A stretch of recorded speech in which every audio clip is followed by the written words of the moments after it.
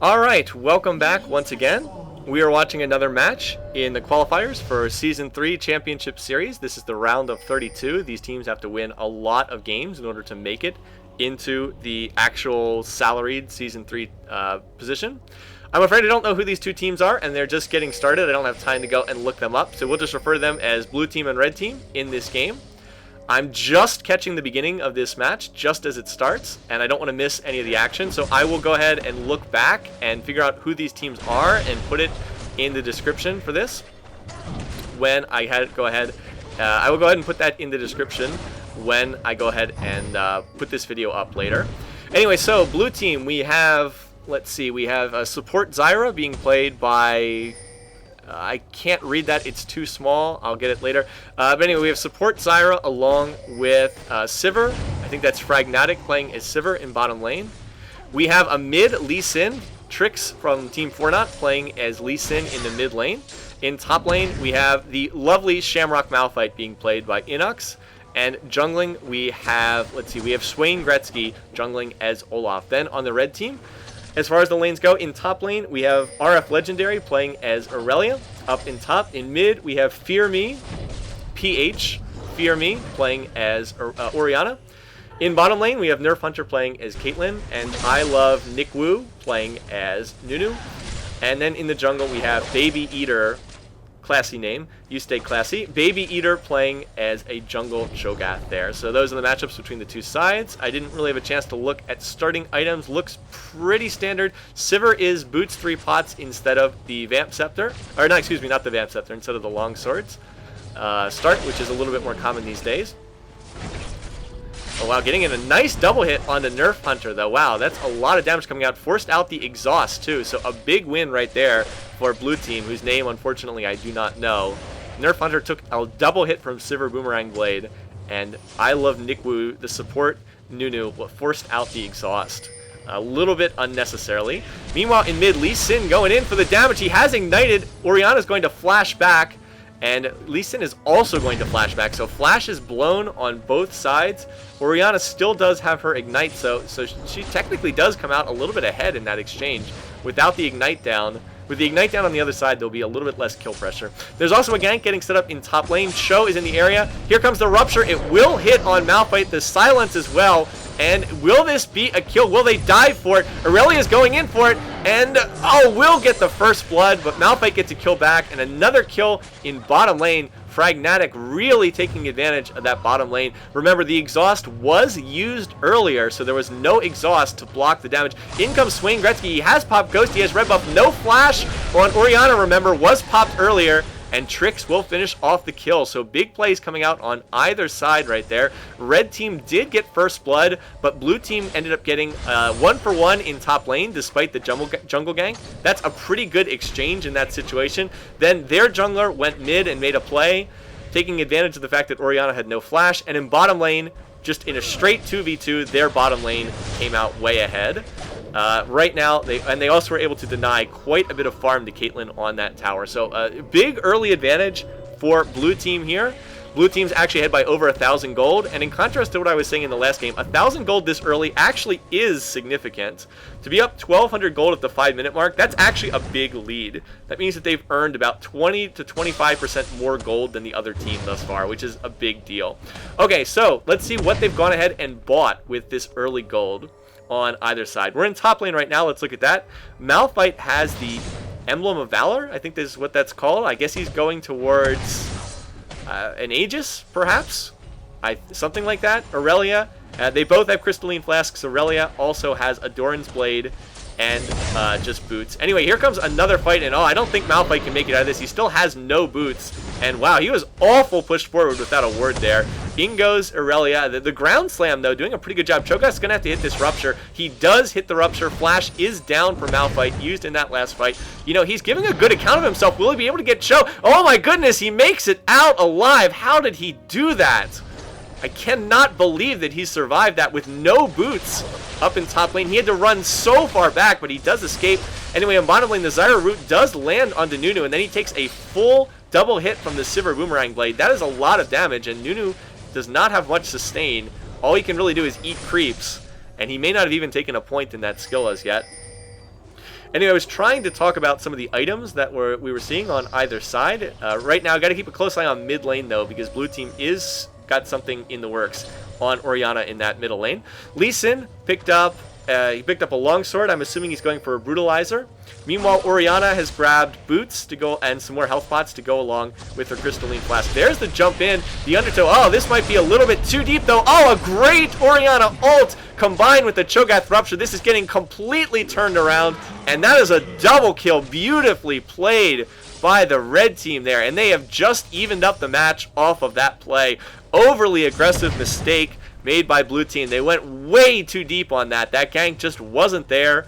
Lee Sin tossed down the ward and went charging in, but it just wasn't there. It was just a perfect Orianna ult pulled right into a Cho'Gath Rupture and silence, so they couldn't even flash away or jump away as Lee Sin. Anyway, we do have a duel going on here in top, and the camera shifted away.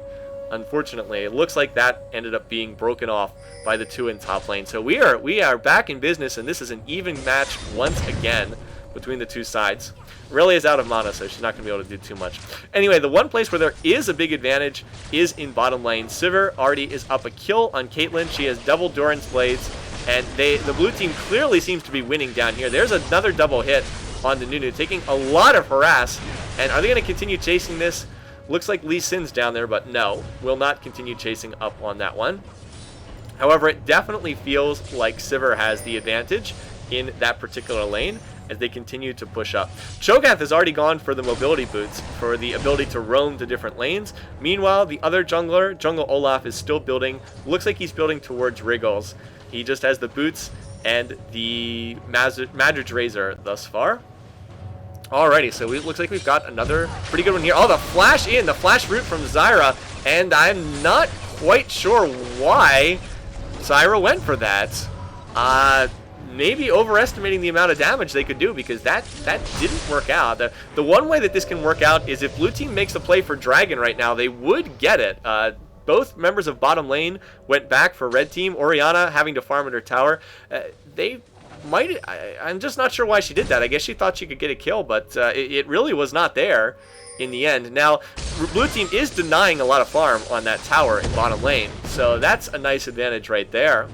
But I don't think that was worth the flash roots in that case, because it certainly didn't turn into anything, and they weren't able to get a dragon or any other map objective out of it, so it looks like that was just a play that didn't work out.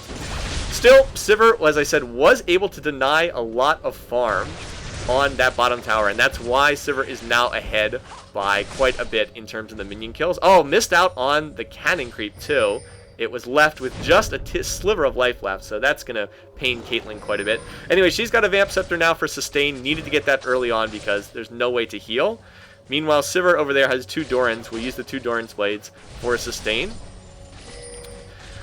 Elsewhere, we haven't seen much. Haven't looked at top lane for a bit. It's 62 minion kills to 62 minion kills. So it looks like another very even lane, and will probably just be a bit of a farm fest. Anyway, Cho is coming to gank bottom, but it has been warded by blue team, so it doesn't look like he's going to get much out of that. He immediately backed off, probably realized, or probably had his teammates tell him it was warded. Anyway, Malphite trying to flash an ult. He used, actually no, he teleported in.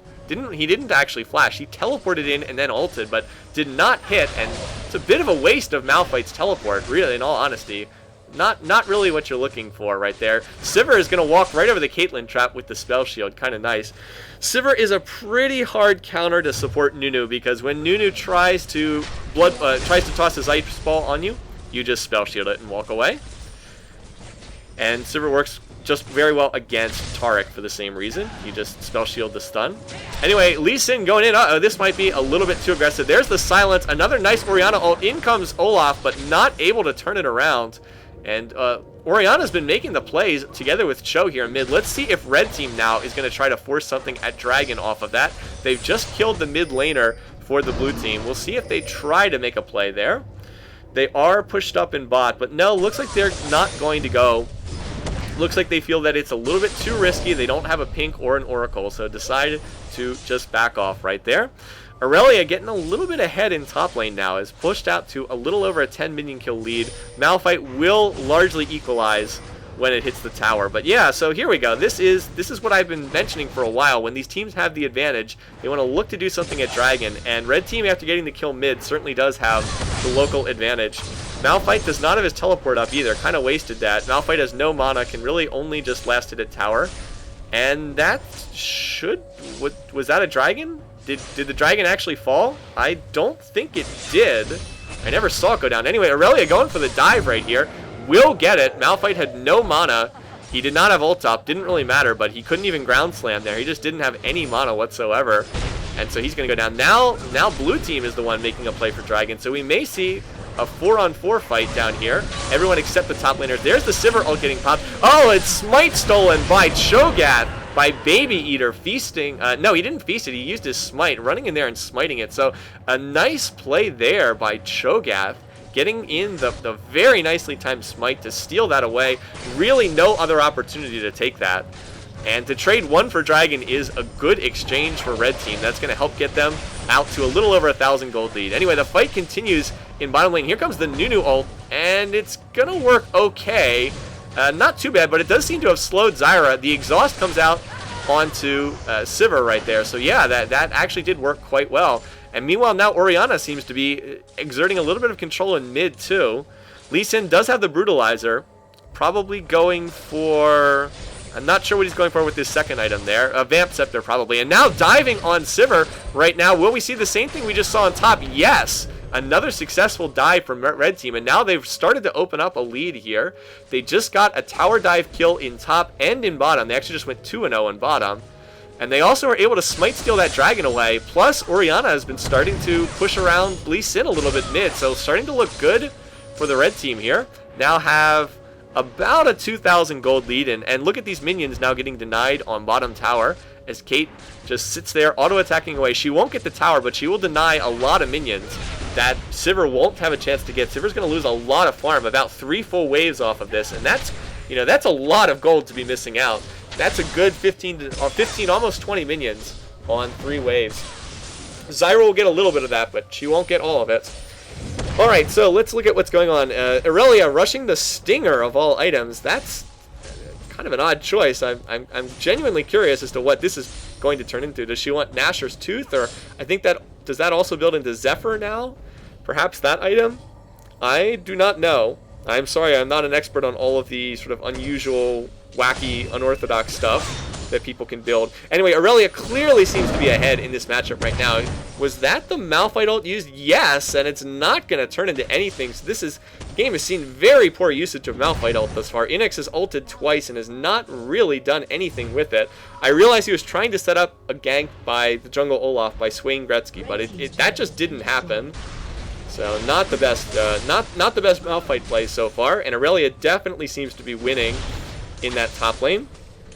In mid, Orianna is still just sitting on Chalice and the Ninja Tabi. By the way, a really nice decision to get the Ninja Tabi because of being up against Lee Sin. Anyway, maybe in some trouble right here, though. Nope, dodges the Lee Sin Resonating Strike, dodges the Q, able to get out of there. Anyway, so top tower goes down. A tower also just went down in bottom lane, and it looks like there's going to be another tower down in bottom lane. So we've been trading quite a few turrets here. After no turrets going down in the first 15 minutes, then 3 of them go down in the next minute after that. So it's now 2-1 in favor of the red team in towers. They have towers down in both side lanes. The mid towers are still up on either side.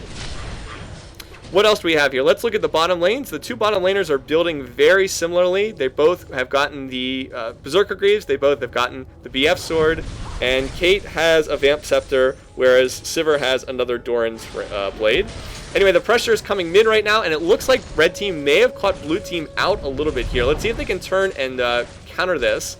That mid tower is the focus. Olaf is going to ghost right here. He's trying to force the engage, but just a nice disengage right there. Caitlyn netting backwards, and that Olaf ghost really popped for nothing once again.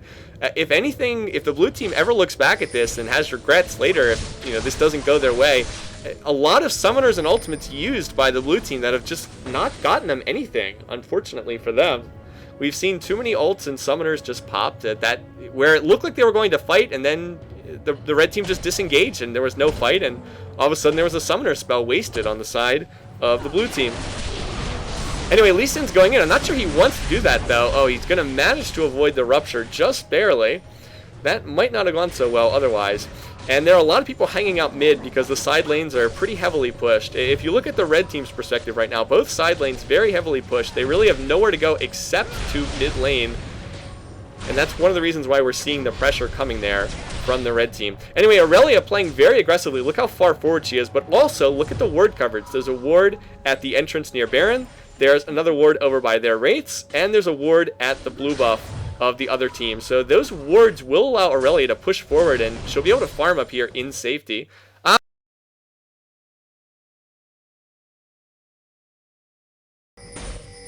Okay. Alright, so we're back. Once again, we had a crash, live stream crash. Now we're back to this action again. There's a big dragon fight going on between the two teams. Zyra is the first to fall. Olaf is going in. He is in the back lines. Finally, a good Malphite ult knocks 3 members of the red team up, but now Olaf is in the back lines once again. Aurelia comes in on cleanup duty, and this fight does not look like it's going well for blue team. Aurelia is just picking up one kill after another. Kate's going to get that one, and it looks like it's turned into a 4 for none in favor of the red team, and they're going to surely claim Dragon off this as well. So a great fight for them. They had a bit of a modest lead there, about 2,000 gold, and now it's going to be out to, what, about 5,000. So a big fight for them. I'm sorry I didn't really see the beginning of the fight too well because the stream crashed and I had to reload it right as that fight was getting started, and I wasn't really able to do that good of a job of commentating it. So apologies for that, but I kind of came into that fight just as it was starting and did not have a good look at how all the positioning was done. As best I could tell, though, Aurelia kind of got into the back lines of the blue team and then just started tearing them up from the backline position there. Anyway, Aurelia was indeed going for Zephyr, has now finished that item. And we'll see what everybody else chooses to buy.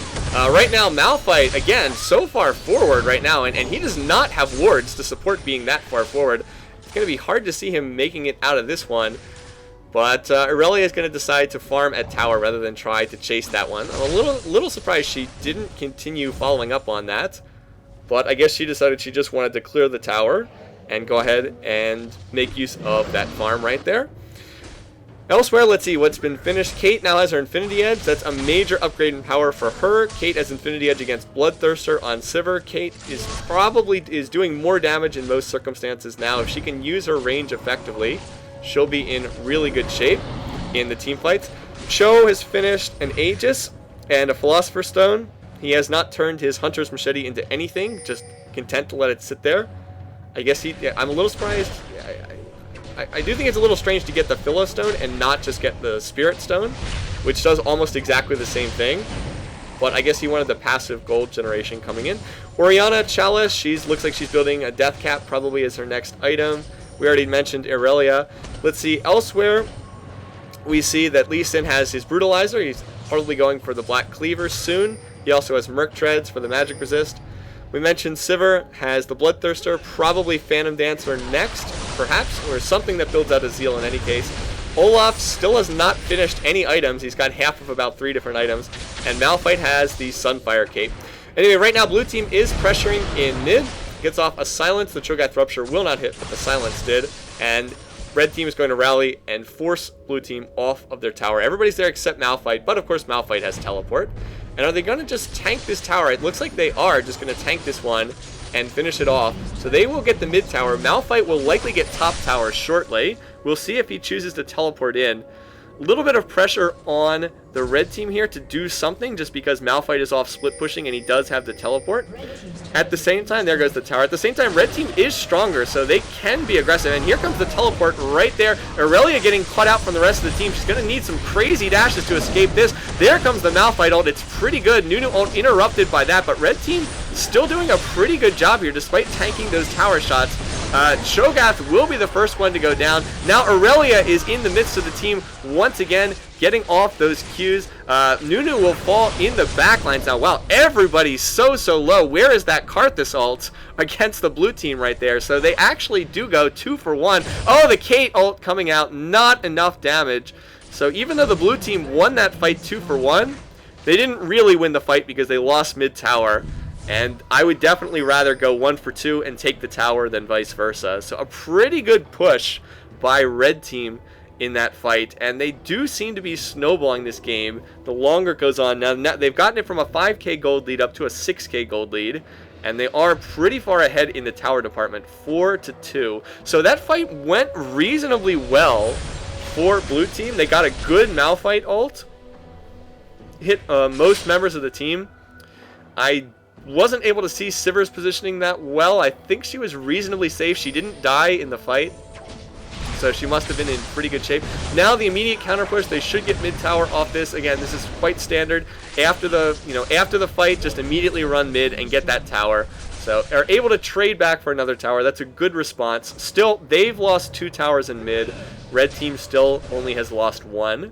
So the route to blue team's base is significantly more exposed.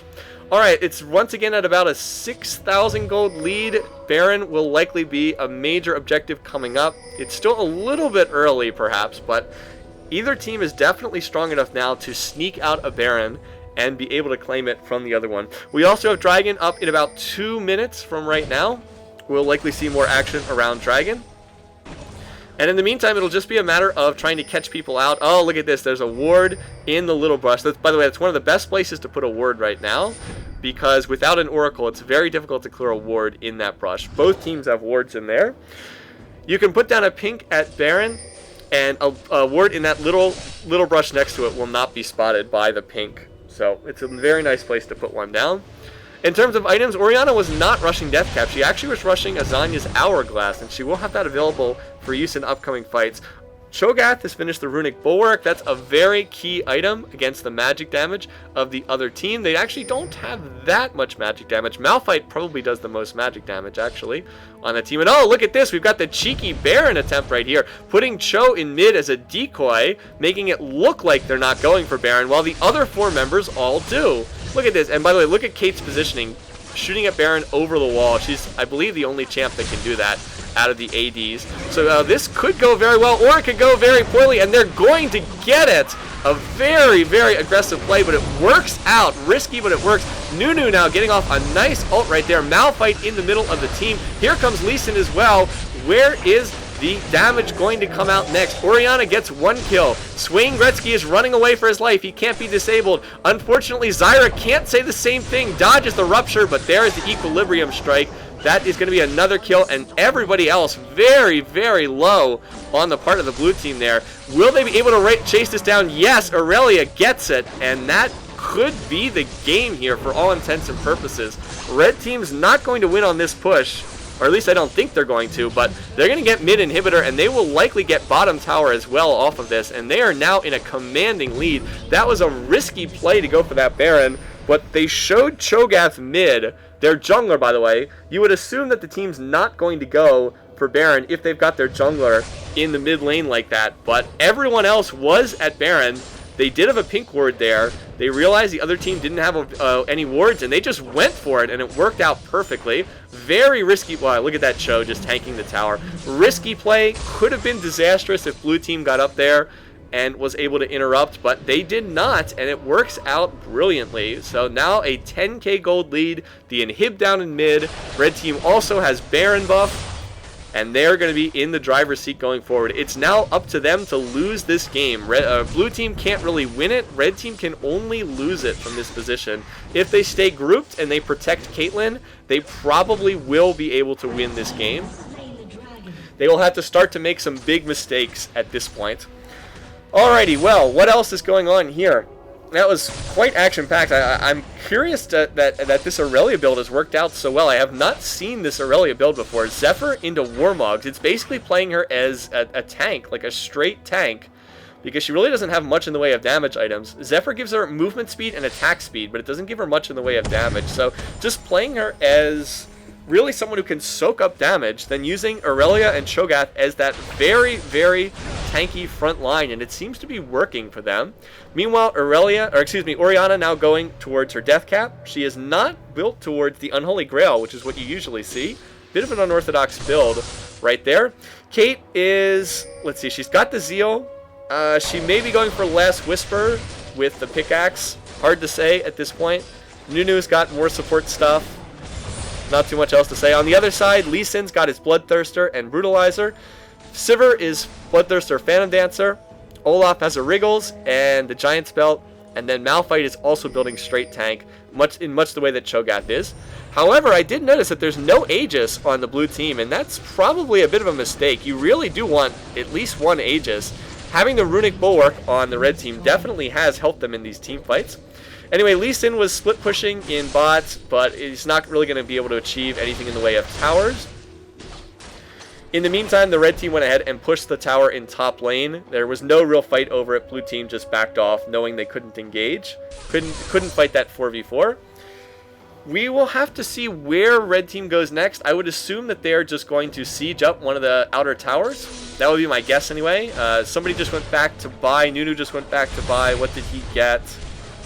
He got more wards, it looks like. Okay. I guess he felt like he needed a refresh on his Sightstone.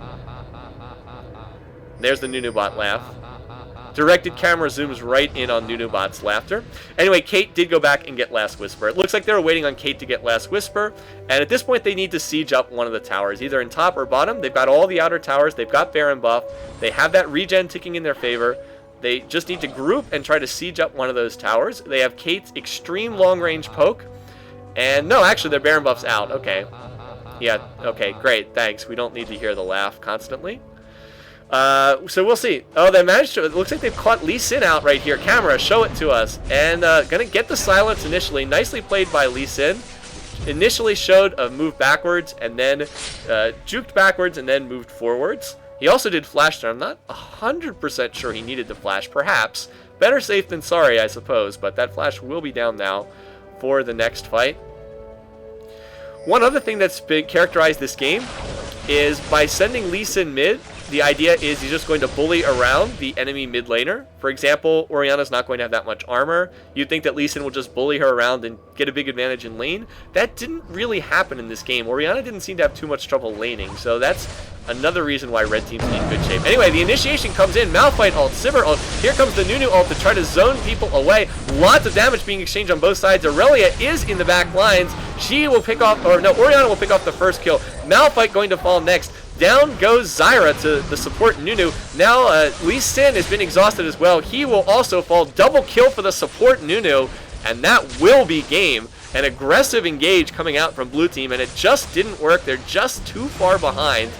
Probably not the worst idea, though. I mean, it didn't work, but they really couldn't let themselves sit there and get poked down by Kate. I think it was worth it to go for that initiation, even though it failed. But in the end, red team just puts on a clinic here. They once again, they won that key Baron fight. Well, they won a Dragon fight first and got like a 4,000 to 5,000 gold lead. Then they snuck that Baron, and from the minute they had that Baron, it was pretty much game over. There was just not much that the other team could do once they had that Baron. So a cheeky play, a gutsy, risky play, and it paid off. Could have backfired horribly, but it didn't. And from that point out, they were just too far ahead, and there was nothing that the blue team could do. Anyway, I will try to figure out who these teams are afterwards and figure out who they were, which two teams we just saw play. But in the meantime, it's off to try to watch another game. Let's see if we can find one.